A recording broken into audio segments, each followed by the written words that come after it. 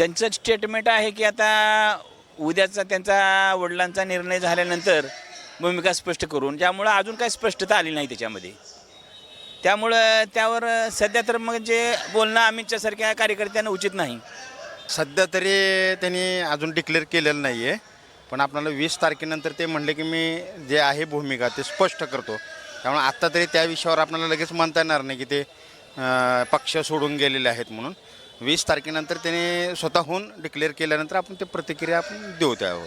जर नागरिकांमधून चर्चा होते की त्यांना आपल्या मुलासारखं सांभाळले, त्यांच्या पाशी सरपंच किंवा उपसरपंच किंवा नगरसेवक हा पद नसूनही माननीय पक्षप्रमुख उद्धवसाहेब बाळासाहेब ठाकरे यांना डायरेक्ट आमदारकी दिलं. एकदा आमदारकी निवडून आलं, दुसऱ्यांदा त्यांना संधी दिली. त्यांच्या विरोधात बंडखोरीने फॉर्म भरले होते, ते फॉर्म रद्द करून माननीय उद्धवसाहेब ठाकरे साहेबांनी त्यांना तिकीट दिलं. उद्धव बाळासाहेब ठाकरे यांच्या शिवसेनेचा वर्धापन दिन मुंबईमध्ये होतोय आणि माझ्यासोबत सगळे शिवसैनिक आहेत. कसं पाहताय? खरं तर तुम्ही स्वतः धाराशिवचे एक नेते आहात. धाराशिवचे जे खासदार आहेत त्यांच्यावर अतिशय विश्वास जो आहे तो ठाकरेंचा होता. मात्र आता ते देखील या 6 खासदारांमध्ये सहभागी झालेत पक्ष सोडण्यामध्ये. त्यांचं स्टेटमेंट आहे की आता उद्याचा त्यांचा वडिलांचा निर्णय झाल्यानंतर भूमिका स्पष्ट करून, ज्यामुळं अजून काही स्पष्टता आली नाही त्याच्यामध्ये. त्यामुळं त्यावर सध्या तर म्हणजे बोलणं अमितच्यासारख्या कार्यकर्त्यांना उचित नाही. वरिष्ठ नेत्यांनी बोलावं. आता तुम्ही स्वतः धाराशिवचे आहेत. काय परिस्थिती त्या जिल्ह्यामध्ये, काय नेमके शिवसैनिक इतर बोलतात? शिवसैनिक धाराशिव लोकसभा मतदारसंघामधील आत्तापर्यंत शिवसेना उद्धव बाळासाहेब ठाकरे व स्वर्गीय वंदनीय बाळासाहेब ठाकरे साहेबांच्या पाठीमागे भक्कमपणे यापूर्वी पण उभे होते आणि या पुढील काळातसुद्धा 100% उभे राहणार.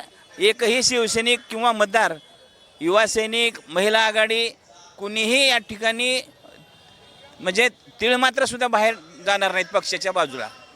ओमराजे निंबाळकर जे आहेत ते जे 6 खासदार सोडून जात आहेत, त्यामध्ये त्यांचं नाव आहे, वारंवार घेतलं जातं आहे. सोशल मीडियावरती अनेक पोस्ट पाहायला मिळतात, बातम्या पाहायला मिळतात.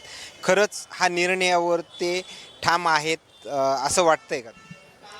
सध्या तरी त्यांनी अजून डिक्लेअर केलेलं नाही आहे, पण आपल्याला 20 तारखेनंतर ते म्हणले की मी जे आहे भूमिका ते स्पष्ट करतो.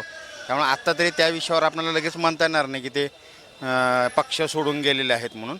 20 तारखेनंतर त्यांनी स्वतःहून डिक्लेअर केल्यानंतर आपण ते प्रतिक्रिया आपण देऊ त्यावर. जर पक्ष सोडून जर गेले एकनाथ शिंदे यांच्या शिवसेनेमध्ये तर काय सिच्युएशन असू शकते पुढल्या निवडणुकीमध्ये? जरी पक्ष जरी सोडले तरी जो धाराशिव जिल्ह्यामधला जो शिवसैनिक आहे तो उद्धव बाळासाहेब ठाकरे यांना सोडून कुठेही जाणार नाही. किंवा छोटे तालुका प्रमुख, उपतालुका प्रमुख, जिल्हा प्रमुख जे कार्यकर्ते आहेत शिवसैनिक ते कोणीही सोडून जाणार नाही. एवढी 100% धाराशिव जिल्ह्याची गॅरंटी आहे. तुम्हाला काय वाटतं, जर सोडून घेतले तर पुढल्या लोकसभेच्या निवडणुकीमध्ये काय परिस्थिती राहू शकते?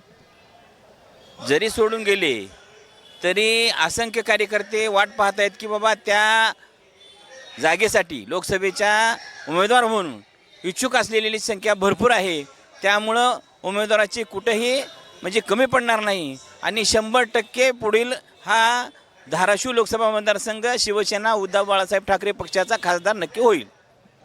खरं तर तुम्ही एक पत्रकार आहात. ओमराजे निंबाळकर हे सोडून जाण्याच्या ज्यावेळेस चर्चा जिल्ह्यामध्ये पाहायला मिळतात, मात्र काय चर्चा होती आहे जिल्ह्यामध्ये सर्वसामान्य नागरिकांमधून चर्चा होते की त्यांना आपल्या मुलासारखं सांभाळले, त्यांच्या पाशी सरपंच किंवा उपसरपंच किंवा नगरसेवक हा पद नसूनही माननीय पक्षप्रमुख उद्धवसाहेब बाळासाहेब ठाकरे यांना डायरेक्ट आमदारकी दिलं. एकदा आमदारकी निवडून आलं, दुसऱ्यांदा त्यांना संधी दिली. त्यांच्या विरोधात बंडखोरीने फॉर्म भरले होते, ते फॉर्म रद्द करून माननीय उद्धवसाहेब ठाकरे साहेबांनी त्यांना तिकीट दिलं. त्याच्यामधून त्यांना निवडून आणलं. त्यांनी साहेबांसोबत ही गद्दारी करू नये असं लोक जनतेमधून बोलण्यात येतं. खरं पाहिलं तर काय आश्वासनं दिली असावेत आता ओमराजे निंबाळकर तुम्ही म्हणतायत की आता ते 20 तारखेच्या नंतर ते निर्णय घेणार आहे. मात्र जे खासदार आता 5 जे जात आहेत, काय आश्वासनं दिली असावेत, काय कशाचा वापर केला असावा ह्या फुटी संदर्भात? आता मी 1996 पासून शिवसेनेचा कार्यकर्ता आहे. ओमराजेसुद्धा 2009ला आले आहेत पक्षामध्ये. यापूर्वी त्यांचे वडील होते स्वर्गीय पवनराजे निंबाळकर. त्या ओमदादा जे आहेत त्यांच्या अगोदरचे आम्ही कार्यकर्ते आहोत. यापूर्वी आमच्या उमरगा लोहारा तालुक्यातील माजी आमदार व माजी खासदार रवींद्र गायकवाड यांनी पण पक्ष सोडला. माजी आमदार ज्ञानराज चौगुले यांनी पण पक्ष सोडला. उमरगा लोहारा तालुक्यामध्ये ज्यावेळेस 2024ची विधानसभेची निवडणूक लागली त्यावेळेस मुळात थोडं उमेदवारी देण्याबाबत शाखा प्रमुख, तालुका प्रमुख व सर्वसामान्य शिवसैनिकातून हाडाच्या कार्यकर्त्याला द्यायला पाहिजे होतं. थोडं कुठंतरी इथं गणित पक्षाचं चुकलं आहे असं मला वाटतंय.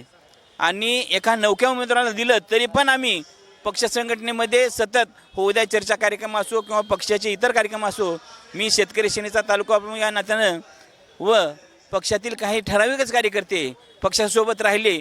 आणि आमच्या लोहारा तालुक्यानं यापूर्वीच्या ज्ञानराज चौगुलेला व प्रवीण स्वामीला या ठिकाणी लीड देऊन, उमरगा तालुका मोठा आहे आमच्या लोहारा तालुक्यापेक्षा, परंतु लोहारा तालुक्यानं उमरग्याची लीड मायनस करून त्या ज्ञानराज चौगुले यांना पण 3 वेळा निवडून दिलं. आणि प्रवीण स्वामी सर तर नवखे आहेत, शिक्षक होते, परंतु आम्हाला असं वाटतं की थोडी पक्षाची चूक झाली आहे. एखाद्या निष्ठावंत लोहाऱ्याला समजा पंचायत समितीचा आमचा सभापती होता विलासजी भंडारीसारखा पहिला सभापती होता शिवसेनेचा, असला माणूस असतानासुद्धा कुठंतरी निष्ठावंताचा विचार करायला पाहिजे होता. कारण तो पक्षाची निष्ठा ठेवणाऱ्या लोकांची कदर थोडं कोण डावलतं हे काय समजत नाही. ओमराजे निंबाळकर हे सोडून जातील असं जवळपास मोठ्या प्रमाणामध्ये चर्चा आपल्याला पाहायला मिळतात. जर ते पक्ष सोडून एकनाथ शिंदे यांच्या शिवसेनेमध्ये गेले तर त्यांना टक्कर देणारा कोणता नेता उद्धव बाळासाहेब ठाकरे यांचा आहे असं वाटतं? जर ते समजा सोडूनच गेले पक्षातून तर धाराशिव जिल्ह्यामध्ये भरपूर असे निष्ठावंत कार्यकर्ते आहेत की ते परत टक्कर देऊन परत पक्षाची सर्व नुकसान भरपाई करून देतील. असा एखादा स्पष्ट नाव घेण्यासारखा एक तुम्ही कार्यकर्ते आहात, इथं या वर्धापन दिनाला आलात, मात्र अशी काही चर्चा वगैरे आहे का, किंवा त्यानंतर उद्धव ठाकरे हे त्या व्यक्तीला उभारी देऊ शकतात किंवा त्या व्यक्तीचा चेहरा पुढे आणू शकतात? सन्माननीय बाबा पाटील यांना 2004 साली विधानसभेचं तिकीट दिलं होतं उमरगा लोहारा तालुका मतदारसंघामधून. आणि त्यांच्यावर त्या ठिकाणी पक्षातून तिकीट कापण्यात आलं पक्षाकडून. लास्ट दिवस होता, बाबा पाटील साहेबांनी या ठिकाणी एबी फॉर्म घेऊन गेला आणि त्यानंतर त्या ठिकाणी रवी सरांना तिकीट दिलं गेलं.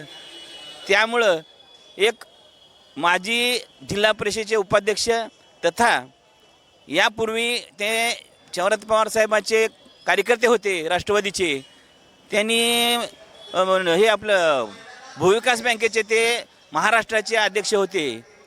तसेच एक मुरब्बी राजकारणी व उमरगा लोहारा तालुक्यातून ज्यावेळेस हे प्रवीण स्वामी आमदार आता कालचे निवडून आणले, त्यांना निवडून आणण्यासाठी माननीय बाबा पाटील साहेबाचा सिंहाचा वाटा आहे.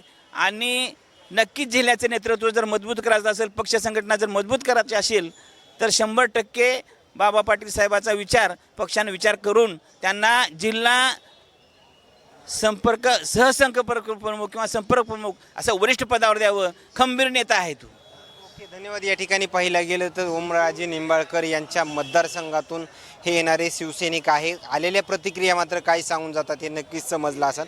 मात्र ओमराजे निंबाळकर यांनी जर एकनाथ शिंदे यांच्या शिवसेनेमध्ये प्रवेश केला तर त्यांना टक्कर देणारा कोणता नेता हा उद्धव ठाकरे हे पुढं करू शकतात या संदर्भात झालेली चर्चा.